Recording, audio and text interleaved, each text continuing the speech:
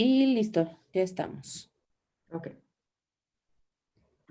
Hola, ¿qué tal amigos de Ruido en la Red? Yo soy Valeria Ríos, productora digital de Ruido en la Red. Seguramente me han visto en algunos de los videos. Y hoy vamos a tratar un tema muy importante que seguramente estás viendo, estás siguiendo en la televisión, estás siguiendo en Twitter, porque es el tema del que todos están hablando desde ayer. Y son las elecciones en Estados Unidos en las que se podría reelegir Donald Trump por su segundo mandato presidencial o podría quedar el ex vicepresidente de los Estados Unidos, Joe Biden. Entonces, hoy decidimos traer a una invitada de lujo. Sé que es un proceso muy confuso, muy difícil y tiene demasiadas reglas y ahorita están pasando muchas cosas. Entonces, tenemos una experta y si tú tienes alguna duda, ahora es cuando, ponla en los comentarios. Se las voy a presentar. Ella es Raquel Saed, es académica de la Universidad Iberoamericana en el Departamento de Relaciones Exteriores, es columnista invitada en El Universal, tiene una maestría por la UNAM en Relación México-Estados Unidos y se especializa en política y medios de Estados Unidos. Raquel, mucho gusto y bienvenida. Hola Valeria, muchas gracias por invitarme.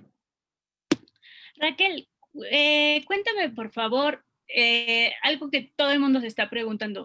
¿Por qué el país con la tecnología más avanzada del mundo a estas alturas todavía no tiene el resultado de la elección electoral?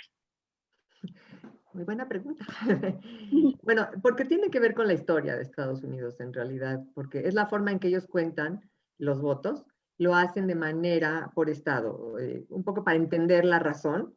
Primero que nada está en la Constitución, pero ¿por qué está en la Constitución? Es que cuando Estados Unidos se formó como país, antes de ser país eran 13 colonias.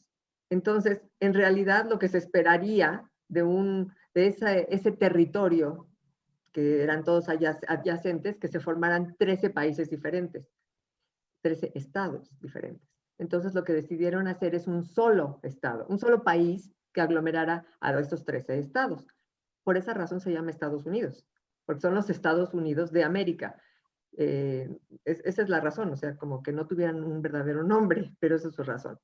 Entonces, bueno, a partir de esta idea y de que todos tuvieran un mismo proyecto de nación y que todos estuvieran de acuerdo, tuvieron que hacer ciertas concesiones para todos. Es decir, que todos tuvieran acceso a decidir quién iba a ser su gobernante, cómo iba a ser su gobierno, etcétera, etcétera, ¿no?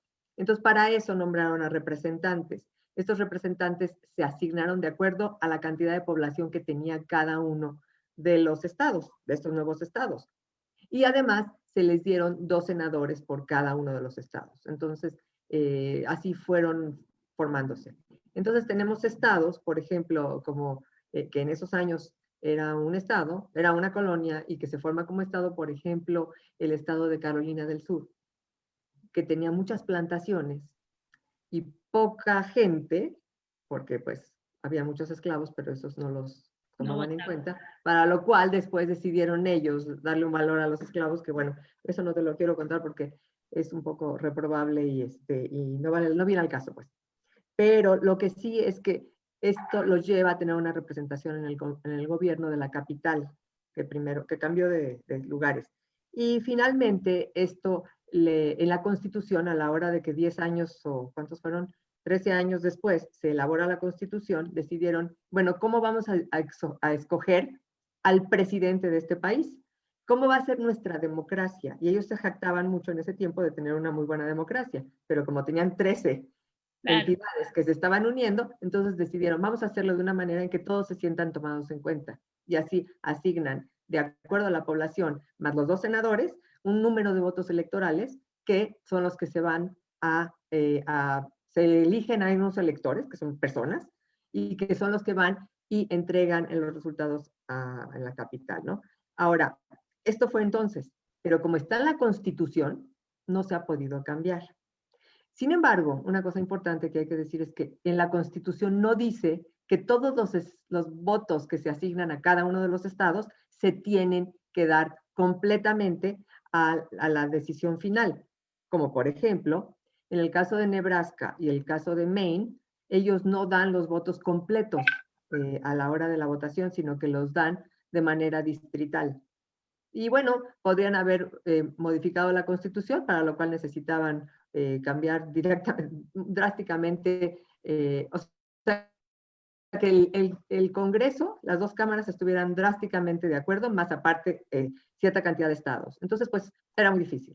Entonces, se puede hacer de otra forma. Sin embargo, desde el tiempo de Madison y hasta hoy en día, se cuestiona el tema del voto electoral. Pero ya, digamos que es porque los asignan completamente. Ahora, si en un momento dado se decidiera, vamos a hacerlo de manera proporcional, tendrían que estar de acuerdo, porque si uno dice, no, yo voy a hacerlo así, a ver cómo le hace otro, pues el otro dice, ah, no, pues qué bueno para ti, pero para mí no. Entonces, todos tendrían que estar de acuerdo. Eso no tendrían que meterlo en la Constitución. Entonces, esa es la razón. En 5 ocasiones, desde que se fundó Estados Unidos, ha sido ganador de la presidencia aquel que no ganó el voto popular, en 5 ocasiones. En este siglo, 2 veces, 3 veces. No, 2 veces, 2 veces. ¿Cuáles han sido estas veces? En estas, el Bush contra Gore y la elección del 2016, donde Trump quedó 3 millones abajo. Y aún así ganó por el Y colegio así, electoral. aún así, tiene la presidencia. Ahorita, como va el conteo en este momento, de hecho tiene 3 millones abajo que Joe Biden. Pero bueno, estamos viendo cómo se está desarrollando, todavía no están los resultados, entonces vamos a ver qué es lo que pasa. Si hay alguna duda de cómo lo expliqué esto, de cómo se cuentan los votos, por favor me dicen y se los vuelvo a explicar. No quiero poner de manera histórica porque sé que los medios de comunicación están dando información acerca de esto, pero dan una información más relacionada con la dinámica de cómo se cuenta que con la razón de por qué se cuenta así. Entonces yo quise darlo de esta manera. Y es un poco más práctico, pero sí, como bien mencionas, pues empezó siendo un país de 3 estados y ahora es más de 50 estados y una 50. población, 50, perdón, y 50. una población de más de 300 millones de habitantes en Estados Unidos, más los que tienen el extranjero. Entonces, wow, contar eso debe ser una locura.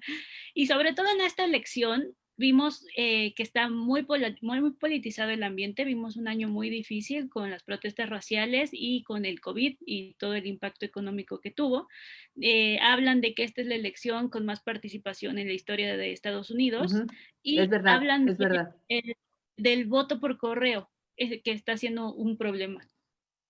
El voto por correo es una tradición de Estados Unidos, porque bueno, si nos ponemos a pensar que Estados Unidos se fundó en 1776, que fue la declaración, pero realmente en 1779, desde entonces se hacía el voto por correo, porque en lo que llegaba, que no iba a ir cada persona de la población a entregar su voto y no había como una dinámica, entonces decidían hacerlo por correo. Lo hacían en unas carretas, que eran unas carretas que las llevaban con caballos y las atravesaban el país. Pero ese era el correo, y así es como llegaban. Por eso es que la inauguración hasta en 1936 se hacía el 4 de marzo. Cuando se vio que ya las comunicaciones eran mucho mejores, etcétera, etcétera, decidieron que habría que acercarlo más al momento de la elección. Entonces, si la elección es en noviembre, que la toma de posesión fuera en enero. Entonces va a ser el 20 de enero, y siempre es el 20 de enero. Y en el caso de que ahorita yo no lo quiera, no haya un resultado final, alguien tiene que tomar posesión el 20 de enero, sea quien sea, ya sea que declaren a Trump, a Biden, o que quede empatados, o que quede sin decidir, entonces tomaría la posesión the Speaker of the House, o sea, la persona líder del Congreso, en la Cámara Baja. Por un tiempo nada más. Ok, aquí nos pregunta el público, bueno, se adelanta un poquito a la serie de preguntas que teníamos, pero hay una serie de temas en donde Joe Biden y Trump discrepan muchísimo.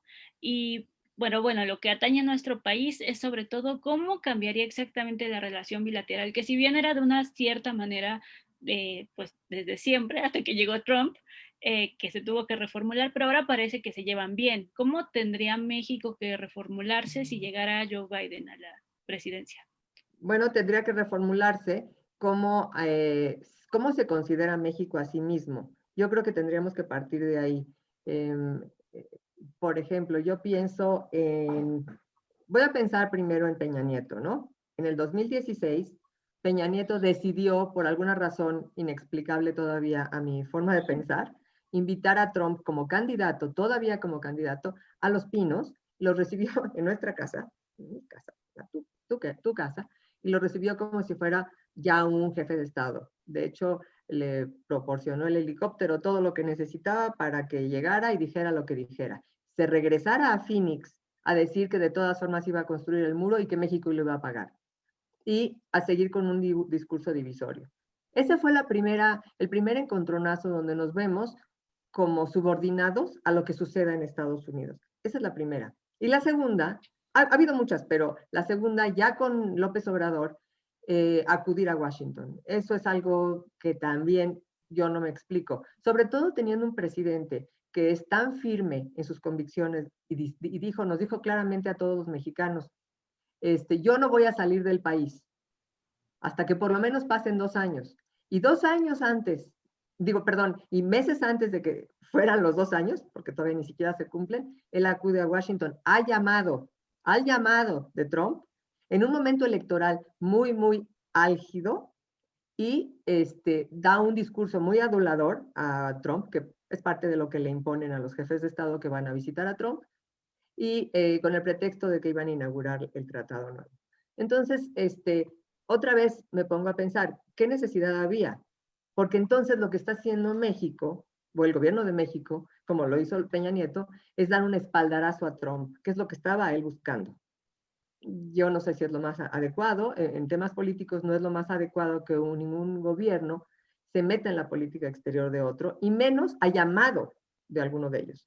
Entonces, bueno, ahí tenemos esta situación, lo cual me preguntas, ¿cómo debería de ser? Primero que nada, deberíamos de reconstruir nuestra dignidad como país y entender lo que significa ser un país soberano, que aunque no seamos igual de potencia que ellos, sí tenemos ciertos parámetros a los que tenemos que cumplir y que le debemos más a nuestra población que a un jefe de Estado de cualquier potencia del mundo. Así es lo que yo.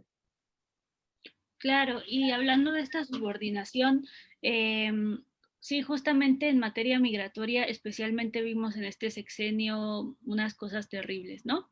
Para empezar, bueno, algunas violaciones en derechos humanos de las cuales más viles, ¿no? Por ejemplo, la separación de niños de sus padres migrantes, vimos cómo encerraban a estos niños en jaulas, o a los adultos hacinados también en jaulas. Está el escándalo de posibles experimentos de infertilidad a mujeres iba a decir campos de concentración, centros de detención, perdón, y sí, y bueno, pero vemos que México tiene una política muy dócil al respecto y que no responde ante estas injusticias.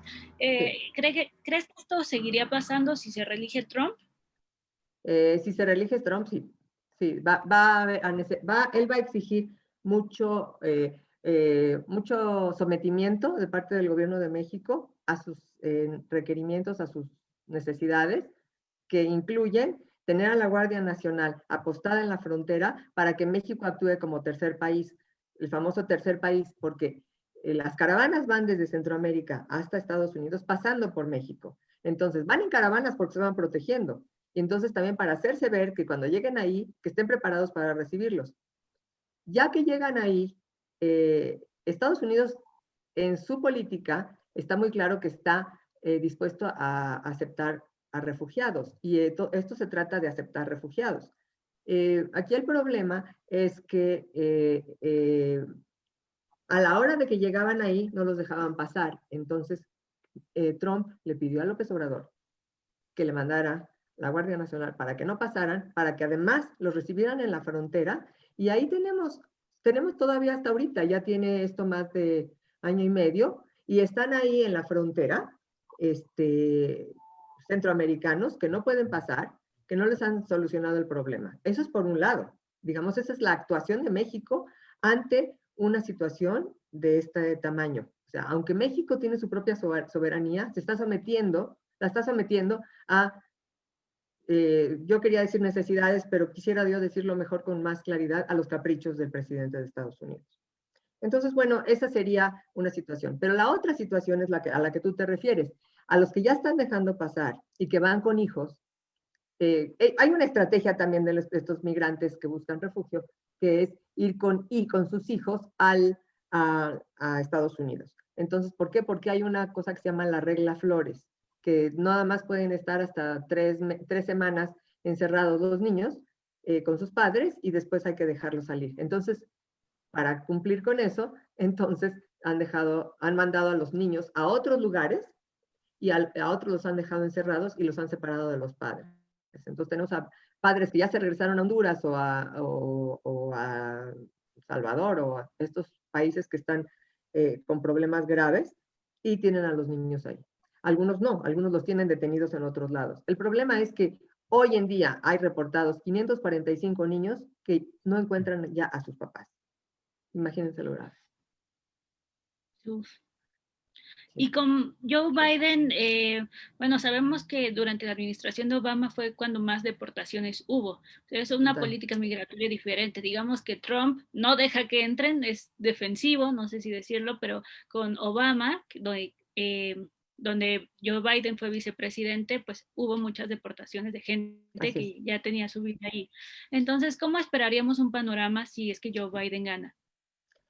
Bueno, le hicieron esa pregunta, me parece que en el debate, o no lo recuerdo, es que he visto tantas, pero no me recuerdo si fue la pregunta en el debate o en alguna otra ocasión donde les dijeron, bueno, el presidente Obama durante su administración hizo muchas deportaciones, las más que se han hecho, y él dijo, estoy de acuerdo, México, yo no lo haría, yo no era presidente en ese momento, yo creo que fue muy desafortunada la forma de manejar esa política, y entonces yo no lo haría. Recordemos que Obama tenía a una persona que le asesoraba en estos temas, que decidió que la forma más rápida de deshacerse de los indocumentados era deportarlos, lo cual es tremendamente malo, ¿no? Pero, sin embargo, hay algo que sí decir sobre Obama, aunque hizo todas estas deportaciones, y es el tema de que Obama sí quería pasar una ley migratoria cuando él empezó en su gobierno en el 2009. Sin embargo, le puso todo su capital político a pasar una ley de sanidad, sanitaria, es decir, el famoso Obamacare. Y se enfocó en eso porque tenía las dos cámaras a su favor. Y aunque había algunos de su partido que no estaban tan de acuerdo, entonces le costó mucho trabajo llegar a un acuerdo y finalmente pasó. Para el momento en que ya estaba tratando de impulsar este otro proyecto también grande, gigante, ya las cámaras, la Cámara de Representantes, ya no recuerdo si era la de Representantes o el Senado, ya no lo tenía a su favor, lo cual era ya casi imposible. Entonces se dedicó el resto del tiempo a otro tipo de cosas, incluyendo defender el Obamacare.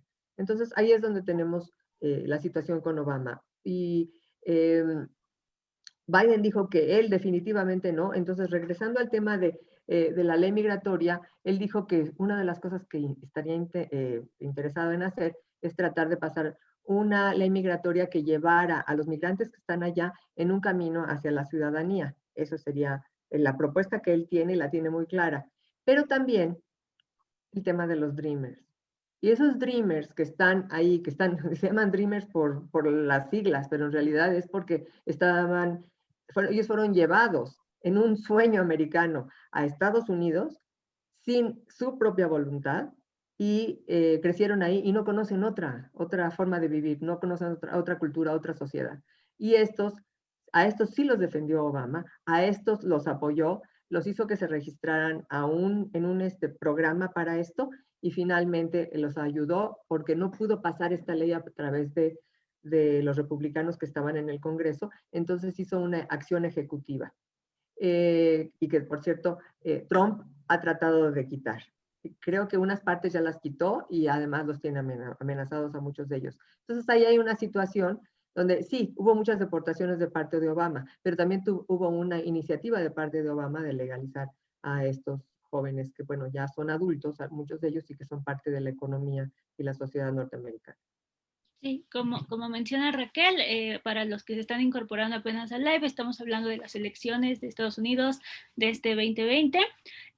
Bueno, como mencionas, pues qué bueno que mencionas a los Dreamers. justo quería preguntarte sobre, porque también se está jugando el Senado y la Cámara de Representantes, más o menos, ¿cómo ves el panorama ahorita? ¿Crees que el DACA tenga posibilidades de salvarse? ¿Cómo ves ahora Bueno, todo depende de quién gane, ¿no? Estamos viendo ahorita una situación donde, pues no sé, ahorita puede dar para cualquier lado, ¿no? No quiero anticipar nada, pero todo depende de quién gane. Si gana Trump, definitivamente el DACA se va a acabar y van a tratar de regresar a todos estos ciudadanos mexicanos que nunca han vivido en México, los van a regresar a México. Eso seguramente, porque es algo que no había logrado hacer. Sin embargo, hay que tomar en cuenta una cosa, la Cámara Baja, es decir, lo que le llaman the House of Representatives, esa se va a quedar igual. Creo que los demócratas han perdido 2 escaños, pero han ganado otros 2. O sea que más o menos se va a quedar igual. El Senado es el que va a cambiar ligeramente sin llegar a la mayoría de parte de los demócratas. Ahí les va a faltar, yo creo que, no sé cómo está ahorita, es que estoy aquí tratando de ver todo el tiempo cómo van los resultados. Yo creo que va a quedar como 49-51, una cosa así. Entonces todo dependerá ahora sí de los republicanos que tengan un poco de conciencia para ciertos temas importantes para votar ciertas medidas, ¿no? Entonces, bueno, ahí tenemos, esto es lo que va a suceder. El Senado, yo creo que, como te digo, va a quedar 51-49 o 52-48, una cosa así, pero incluso no se va a determinar todo ahorita porque hay un escaño en particular en Georgia que está ahorita, lo tiene una mujer que es esposa de un amigo de Trump, que lo tiene en este momento, y ese es el que ahorita se está votando porque lo tenía de manera provisional, pero ella lo quiere tener de manera permanente, y hay una persona que tiene muchísimo más apoyo, pero es de estas votaciones en que participan muchos, y entonces al final, después de esta jornada, se hace una segunda vuelta con los 2 punteros. Y esto va a llevarlo a que en enero se determine eso. Entonces, por eso es que pienso que puede quedar 51-49, 52-48, o incluso puede llegar 50. Y ahora sí que se rompe el empate cuando interviene el que sea vicepresidente en ese momento. Y si es Kamala Harris, pues ella sería la que rompe el empate en alguna votación, o sería Pence, el vicepresidente actual. Aquí hay una pregunta muy interesante del público. Nos preguntan, algunos decían que el voto a favor de Biden es más bien un voto contra Trump. ¿Qué crees que le faltó a Biden como candidato para que hubiera una diferencia más marcada en la contienda y no nos tuvieran a todos así de, hoy un punto más, un punto menos? Sí, bueno, esto tiene que ver con muchas cosas. Yo creo que si nos vamos otra vez a la historia de Estados Unidos, nos damos cuenta que en realidad han sido 2 partidos políticos nada más, o como quien dice, 2 ideologías representadas en partidos políticos, que por cierto se han cambiado. O sea, el Partido Republicano era el Partido de la Libertad y el Partido Demócrata era el Partido Esclavista. Y al paso del tiempo, y ya después en el tiempo de los derechos civiles, literal se cambiaron los papeles, y el Partido Demócrata es el partido ahora de los proyectos sociales, mientras que el republicano es el de la economía libre, pero también el del mantener esas estructuras sociales excluyentes. Entonces, esta es la situación en la que nos encontramos ahorita. Ahora, esto es con respecto a los partidos, pero regresando, ¿cuál era la pregunta exactamente? ¿Qué le faltó a Joe Biden? Porque mucha gente votó por él porque era la única opción, ¿no? Sí. Retomando esto, ¿y por qué me refería a esto de los partidos? Porque vemos a un partido republicano muy dividido entre los que le van a Trump y los que no le van a Trump. Y de hecho los que no les van a Trump están también como en diferentes ramas. Y los que le van a Trump ahorita. Yo no sé qué vaya a pasar después. El Partido Republicano tiene que entrar en una situación de concientización de lo que ha hecho él mismo. Eso es uno. Pero el Partido Demócrata, y aquí voy, es la que sería la respuesta, también tendría que abrirse a diferentes ramas, es decir, tener una representación diferente. Y aquí es donde vemos, por ejemplo, desde Bernie Sanders, que tiene una ideología de izquierda, y llegamos hasta hasta la más derecha, ¿no? Que de hecho decían que Biden era la más derecha de la izquierda, o sea, el moderado. Hay otros, pienso que Kamala Harris también está más al centro, y otros, Bloomberg, que fue otro de los que estaba en la contienda. Sin embargo, Biden representaba durante esta contienda en las primarias la conciencia del Partido Demócrata y también la búsqueda más pragmática de llegar al poder. Porque si Bernie Sanders, que muchísimos lo adoran, no hubiera podido llegar tan fácil, porque Trump empezó a utilizar el eslogan de que si no votas por mí, votas por el socialismo. Imagínense que Bernie Sanders se ha declarado a sí mismo socialista, y entonces, si de por sí en la Florida lo que llevó a llevar a la Florida al lado de Trump es por los votos latinos, que son representados por los cubanos y los venezolanos, que están huyendo de las ideas socialistas, y ellos son los que llevaron a Trump a ganar ese estado en esta contienda. Entonces, bueno, esa es la razón.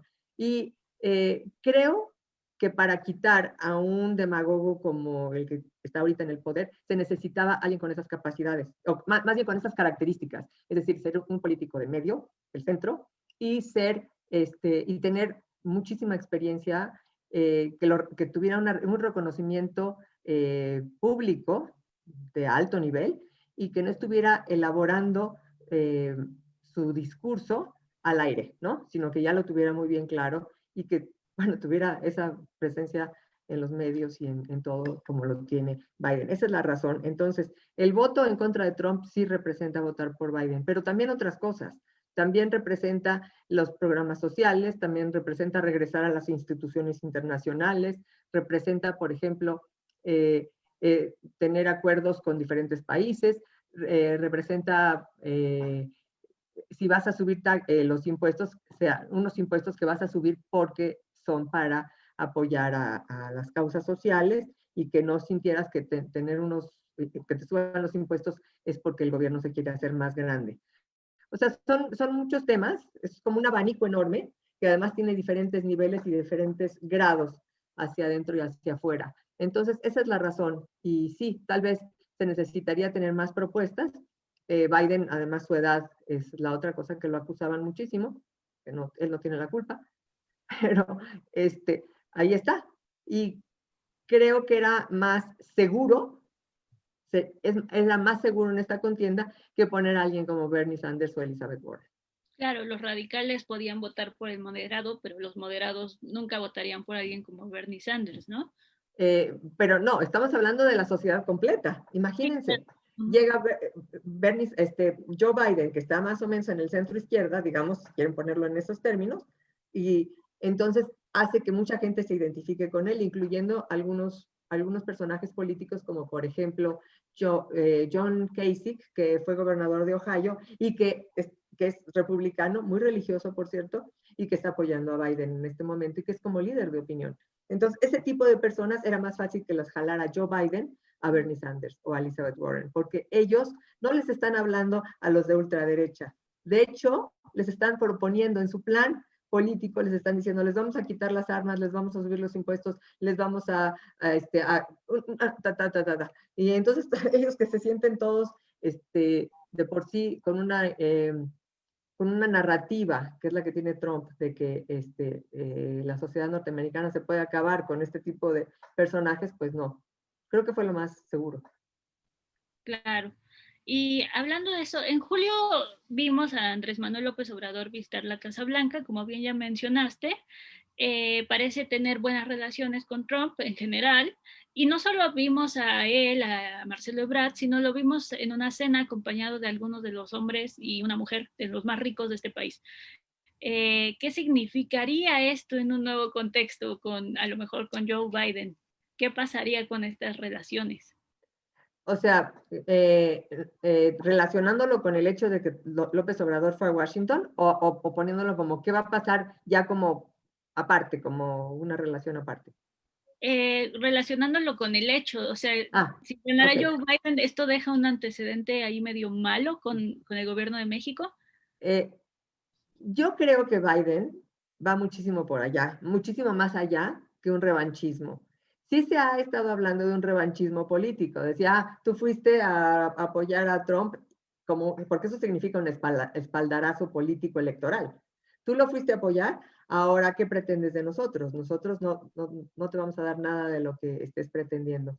Creo que Biden es mucho más mesurado que eso, yo diría, es como mucho más cauteloso. Creo que muchas también de las relaciones las va a dejar en los niveles que se tienen que dejar y no se las va a tomar como personales, que es lo que hace Trump. Él decide las cosas que tiene que hacer porque él sabe hacer tratos, él sabe hacer esto, por eso el famoso deal, ¿no? Entonces, cuando se trate de temas de seguridad o temas de cooperación, los va a dejar a los agentes adecuados. Yo no creo que va a haber un revanchismo político como tal. Esa es mi opinión, puedo estar equivocada y como no sabemos, nada más estamos anticipando. No lo sé, creo que no. Tal cual yo lo pondré. Ok, un recordatorio a nuestros espectadores, estamos hablando con Raquel Sar, especialista en relación México-Estados Unidos. Si tienen alguna pregunta, háganosla saber. Y pues bueno, es muy complicado el panorama, pero básicamente si ganara Joe Biden, las relaciones volverían a un ritmo normal, ¿no? Algo que ya hemos visto en administraciones pasadas con Barack Obama, por ejemplo, ¿cierto? Llegaríamos y regresaríamos a la cordura política, ¿no? O sea, nada más piensa en esto. Imagínate que el primer día que a Trump se le ocurrió que quería ser candidato a la presidencia de Estados Unidos, los medios de comunicación se metieron allá a su edificio y lo vimos bajar en esa escalera eléctrica. Llegó y se puso ahí donde estaban todos los medios de comunicación y dijo, yo quiero ser presidente y los mexicanos son violadores y criminales. Para comenzar. Y dijo, y no me importa ser políticamente correcto, yo quiero decir las cosas como son. Pues como son, como él las piensa. Eso no quiere decir que sean como son. Entonces, desde ese momento, pues entonces él está poniendo lo que él dice America First, es decir, esta posición de que Estados Unidos va a ser por encima del resto del mundo. Eso va muchísimo, muchísimo más allá de una filosofía que tiene Estados Unidos que se llama The American Exceptionalism, el excepcionalismo americano, que significa que, por ejemplo, no le aplican las leyes internacionales de Estados Unidos, o que Estados Unidos puede poner tropas en algunos mares, o pues muchas cosas que puede hacer, ¿no? Eso no, ni siquiera es eso, va por encima de eso. Quiere decir, yo hago lo que yo quiera y digo lo que yo quiera.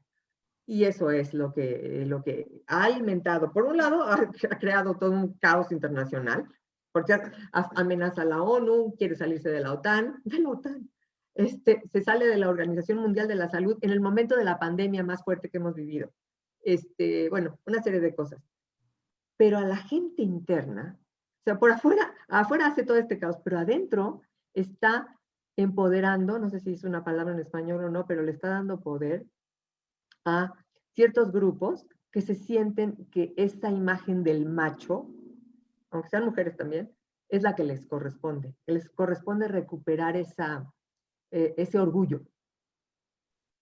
Aunque sea pura palabrería, ¿no? Entonces, bueno, ahí tenemos a Trump hablándole mal a Angela Merkel y hablándole bonito al presidente de Corea del Norte. Yo no diría, la aliada es Angela Merkel, no es este señor, ¿no? Que nada más te echa bombas cada vez que puede. Eso es donde regresaría a la cordura política. Yo pienso también que sucedería con México, regresar a la cordura política.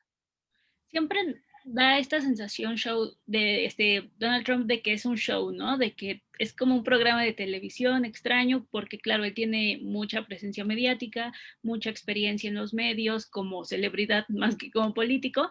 A mí, ahora que mencionas esto de cordura política, solo quiero mencionarte este rapero Kanye West, que también quiere ser presidente y que por momentos uno ya no sabe si es broma, si puede suceder, dado que ya sucedió lo de Donald Trump, y de hecho el 1% de los estadounidenses votaron por él. ¿Crees que Donald Trump pone como amenaza un poco estas instituciones, esta cordura política y que puede dar pie a fenómenos como este? Sí, yo creo que sí, yo creo que sí. El discurso es muy importante. El discurso político y sobre todo el discurso de un presidente y del presidente de la nación más poderosa del mundo, ¿cómo no vas a tener importancia? Por supuesto que tiene mucha importancia. Pero ese discurso puede ser un discurso que parece que estuviera lleno de información, pero en realidad son discursos vacíos, porque no puede cumplir muchas de esas cosas. Así que yo creo que estamos regresando a esta cordura política si es que gana Biden, ¿no? Si gana Trump, yo creo que la situación va a ser de que no va a haber forma de llamarlo a cuentas, porque ya no se puede reelegir en 4 años. Y entonces vamos a estar viendo a una persona que no le va a importar decir lo que diga, no le va a importar actuar como actúe, no le va a importar muchísimas cosas porque se va a sentir que no hay, ya no tiene necesidad de quedar bien con nadie, pues. Claro. Ok, bueno, aquí un comentario nos dice, Obama y Biden deportaron a los mexicanos, que es precisamente lo que comentabas, que Biden dijo que no estaba de acuerdo con esto y que él no lo implementaría. Y pues bueno, finalmente estamos viendo una elección súper importante, y especialmente en este contexto donde Estados Unidos está discutiendo muchos temas muy importantes para ellos mismos y para otros países en el marco internacional, como bien mencionó Raquel. Estados Unidos se salió de la Organización Mundial de la Salud, se salió del Acuerdo de París, que es contra el cambio climático, y Estados Unidos, siendo uno de los dos mayores productores de emisiones de CO2, pues es algo peligrosísimo que nos va a afectar a todos, el futuro de todos. Y internamente también tienen muchos problemas en estos momentos. Tenemos tuvimos protestas todo el año por la injusticia racial, por la brutalidad policíaca, bueno, la pandemia evidenció, como en todos los países, las diferencias socioeconómicas que existen, y en Estados Unidos agrégale el tema racial. Raquel, ¿nos puedes comentar un poquito más de esto? Que sé que es un tema amplísimo, histórico, complicado, pero finalmente creo que se está tomando una conciencia diferente de la raza en Estados Unidos. ¿Cómo afecta esto a las elecciones? ¿Y por qué tenemos casos como, no sé, como afroamericanos que votan por Trump, latinos que votan por Trump? ¿Qué pasa en estos casos? Sí, bueno, el tema de la justicia racial es un tema muy fuerte. Me parece que ya se venía arrastrando pues desde el tiempo de Bush, pero durante el gobierno de Obama fue cuando se empezaron a ser más visibles. No es que no, es que se empezaron a ser más visibles. También la tecnología nos ayudó a que se vieran muchísimo más claramente, ¿no? Cualquier persona tiene un teléfono que tiene una cámara, que tiene video, y entonces filma un hecho y lo hace viral. Entonces, eso también ha ayudado. En el tiempo de Obama, bueno, hubo varias protestas y hubo ¿cómo se explica? Varios compromisos para darle visibilidad a esto, para hacerlo como un tema de discusión política, ¿no? Entonces, bueno, eso fue en el tiempo de Obama. Incluso antes de que saliera Obama, ya estaba el famoso futbolista Kaepernick, que se arrodillaba a la hora del himno nacional. Y cuando sube Trump al poder, lo primero que dice, si yo fuera el dueño de ese equipo, los corro a todos. Pero vean ustedes, ese es el macho, esa figura del macho que le cae muy bien a cierta población. Y también se refiere a que estos señores negros que no quieren ser parte de nosotros, pues entonces no se lo merecen, ¿no? Entonces, por ahí, digamos que es el tema. Pero después viene, en este año, no solamente es el tema de la pandemia, no solamente es el tema económico, no nada más es el tema racial que se dio y que lo vimos y que nos dolió a todos y que todos quedamos horrorizados con la rodilla del policía asesinando al ciudadano ahí, más aparte otras cosas que sucedieron después. No solamente es eso, sino fueron después los disturbios violentos que hubo y que Trump los caracterizó como que todas las manifestaciones son así, cuando en realidad la mayoría eran manifestaciones pacíficas. Entonces, bueno, esa fue otra situación. Pero no solamente es eso. Recordemos una cosa muy importante de este año. En enero, al presidente de Estados Unidos lo destituyeron. No lo removieron del puesto. Es decir, ese famoso impeachment se llama destitución. Es decir, lo que hacen es que vota la Cámara Baja, se elabora cuáles son los artículos por los cuales se están votando. Esos 2 artículos en la Cámara Baja lo destituyeron. Después en el Senado, que se necesitaban más votos, no lo logran destituir, pero era un cálculo que ya se sabía. Entonces, hoy en día, el día de ayer, se votó para la reelección de un presidente que ha manejado una pandemia de la peor manera, ha tenido disturbios sociales, ha tenido apoyado el racismo, porque con su discurso lo ha apoyado a los grupos supremacistas, ha tenido una serie de cosas, y todo en el marco de un impeachment y de las elecciones de Estados Unidos. Eso es lo que es, no se puede ni siquiera comprender suficientemente. Entonces, pues esa es la situación en la que estamos, ¿no? Un presidente de este tipo que tiene un discurso tan incendiario y que ha dividido. Lo principal es la división social. Eso es lo más importante. Y la otra pregunta, es que hice muchas preguntas al mismo tiempo. La otra pregunta y si Donald Trump favorece en este discurso de odio y racial a una supremacía blanca, ¿por qué vemos este fenómeno de afroamericanos por Trump o latinos por Trump?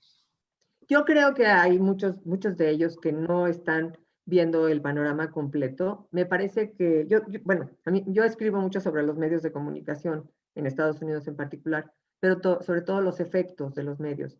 Y creo que es básico de tomar en cuenta que muchos de estos ciudadanos son consumidores de medios de derecha, que como diríamos los mexicanos, les doran la píldora de tal manera en que no pueden ver el panorama completo. En el caso de los latinos, sinceramente yo sí diría que esto se refiere a que muchos de estos latinos son cubanos o venezolanos, los que votaron por Trump. Sí hay varios mexicano-americanos en Texas que incluso se organizaron para votar por Trump, pero me parece que es porque hay ciertas promesas que les hace Trump, y hay algunas otras promesas, situaciones, y beneficios que ellos ven, porque además de ser, muchos de ellos aparte de ser latinos o mexicano-americanos, tienen negocios, por ejemplo, tienen que ver con el tema de los impuestos, etc. ¿Me permites un momentitito? Es que se me va a acabar la pila de la computadora Sí, y tengo que claro. conectar el cable. Bueno, mientras aprovechemos esta pausa, pónganos aquí sus preguntas. Veo que Gabriela Martínez pone cuáles son las diferencias entre las elecciones estas y las pasadas con Hillary Clinton y Trump. También nos dicen que a Obama Biden deportaron a más mexicanos. Ok. Perdón, ya, ahora sí. Hasta se prendió, hasta se le hizo la luz más fuerte. Perfecto. Pues, ¿hay algo que tú quieras comentar sobre estas elecciones en particular, sobre estos resultados? ¿Cuándo vamos a saber finalmente los resultados?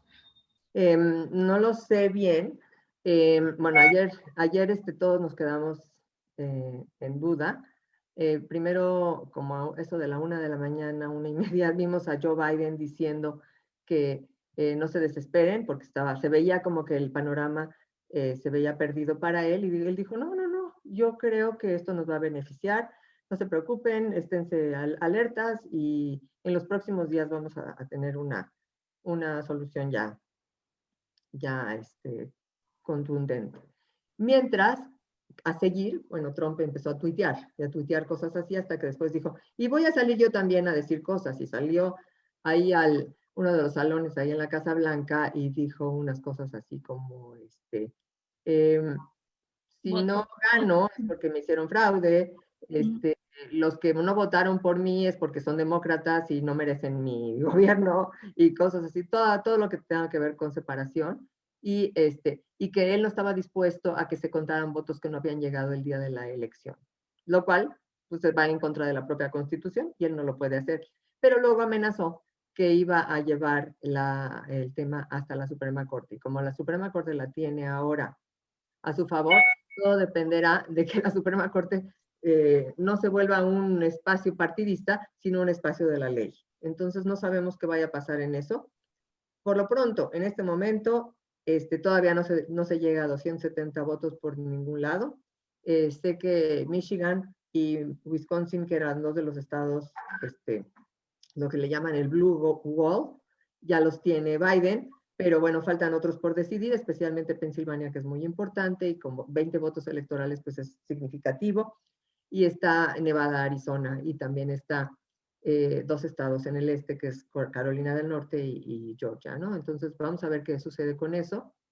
Y estos resultados también nos van a decir si, si en el caso de Carolina del Norte también se cambia el Senado, ¿no? Si también gana el candidato demócrata en Carolina del Norte, porque todavía, creo que todavía ese no se decide, perdón. Perfecto, pues muchísimas gracias Raquel por tu tiempo, Claro que sí. tus conocimientos, tu visión de estas elecciones. Muchas gracias a ustedes por sintonizar, sí, se dice sintonizar aquí con nosotros en Ruido en la Red. Yo soy Valeria Ríos, pues muchas gracias por ver este programita en Facebook Live y una vez más, gracias Raquel. Hasta Muchas luego. gracias. Hasta luego.